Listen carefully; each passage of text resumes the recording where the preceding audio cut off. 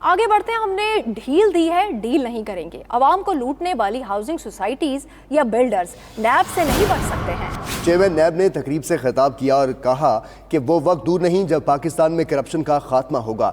صرف سندھ میں 4 ماہ میں 4 ارب کی ریکوری کی ہے۔ لوگوں کی بربادی کے ذمہ دار مافیا کے اختتام کا وقت ہے۔